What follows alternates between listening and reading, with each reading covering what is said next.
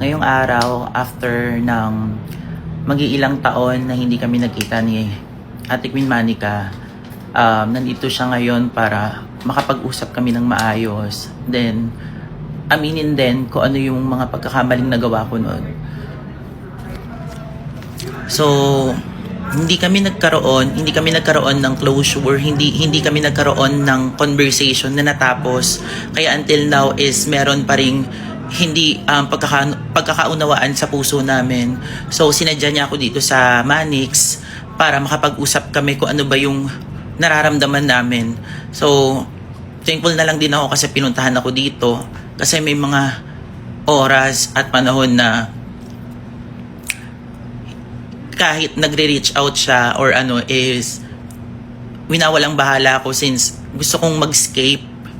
So that time 2024 nung time ng kasagsagan ng issue namin na hindi na solusyonan after nun, gusto ko lang din pong humingi ng sorry sa lahat po ng naging supporters po namin dati, yung mga na-disappoint ko kung paano ko umalis dati kay Ate Manica. So may mga taong mga nadamay, napaka-immatured ko nung time na yon. Ina-admit ko na mali talaga ako na nadala ko ng mga bugso ng damdamin ko. Ina-admit ko na may kasalanan ko. Ngayon, gusto ko nang matapos lahat. Then alam ko din kung bakit nagpunta dito si ate kasi gusto niya nang ilabas yung nararamdaman niya.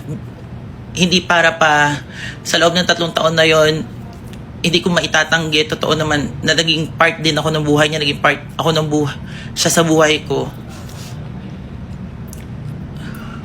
May mga, syempre, pagka ako, ina-admit ko din na pagka masama yung loob ko is nagkakaroon ako ng mga exaggerated.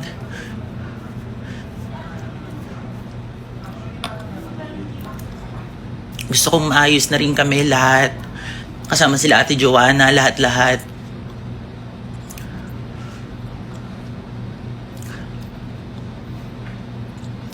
Sorry po sa mga na-disappoint.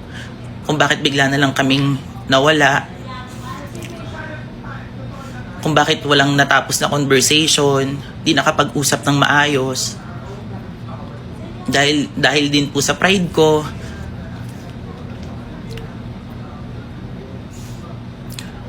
So pasensya na po talaga. So kasama ko po ngayon din si ate. Nag-uusap na rin po kami ng maayos. So sana ma-forgive nyo din ako, yung mga fans din ni ate. So ito yung statement ko na sana mapatawad nyo ako. Sa mga na-disappoint, sorry din po. Sana mabigyan nyo din ako ng chance para itama po yung mga pagkakamali ko. Kasi ito na rin yung tamang oras. Sa loob ng magtatatlong taon ngayon kami pinagtagpo.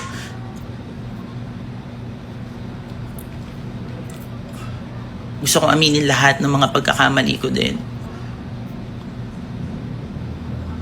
Nasaktan namin isa't isa, pero ako that time sobrang immature ko talaga.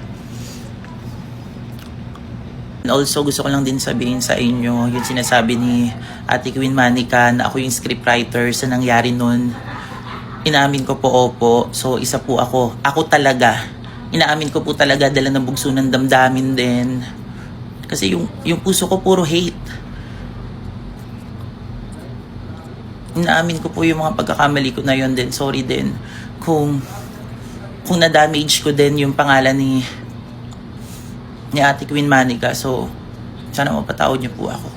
Nung bata ako, hirap na hirap akong buksan tong pumpkin seed na to. Tapos mabibili mo lang dito sa TikTok sa murang halaga lang. Tapos wala na siyang balat. Yes po mga kapatid. Ito po yung pumpkin seed. Tingnan nyo, ang dami.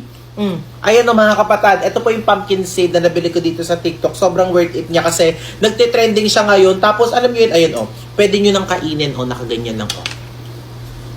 Sarap. Ang sarap. Hindi mo na kailangan nyo magaganyan ka pa. Di ba ginagano sa ipin niya? Tapos, babalatan mo, kakainin mo.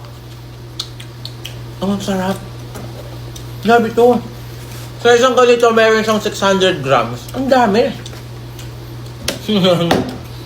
Grabe. Hindi mo na kailangan mag-ano. Nagbalat-balat pa. Wala kang makikita dito na merong balat. Grabe, ang sarap. Kaya kung gusto nyo rin ng ganito mga kapatid, ilalagay ko dyan sa yellow basket. Huwag na kayo magpatumpik-tumpik pa kasi pwedeng-pwede itong pagpulutan, pang midnight snack. Diba? Tapos kung di man, kung ayaw mo kumain ng kanin, pwede mo itong pampalipas gutom mo din eh. Oh. Pampalipas gutom ba or pang paano? Ano tawag yun? Libangan. Dahil libangan na lang. Kaya kung gusto nyo rin ng ganito mga kapatid, ilalagay ko yun sa yellow basket, i-check out nyo na. No more Silane na, kaya daw bumalik yung BFF ni Elaine Yay. Alam nyo mga kapatid, yun ang akala ng iba na wala ng Silane. Pero bumalik kasi yung BFF ni Elaine na si JC kasi nga po kino-comfort niya si Elaine since nagkaroon nga po ng tampuhan si Ate Aya. Tsaka po yung bunso namin kapatid na si Elaine, kaya po si JC is to the rescue as a friend. Kumbaga, siya yung naging way para magkabati si Ate Aya tsaka si Elaine. So, ganun mga kapatid ha. Kaya wag pong mainit ang mga ulo nyo. At the same time mga kapatid, nagkausap din po si JC tsaka si Saidi. Ayun yung scene na yan na nag-uusap silang dalawa na ko. Nagtalo pa nga yung dalawa sa harap ko tsaka sa harap ni Elaine. Siyempre, magbabakasyon sa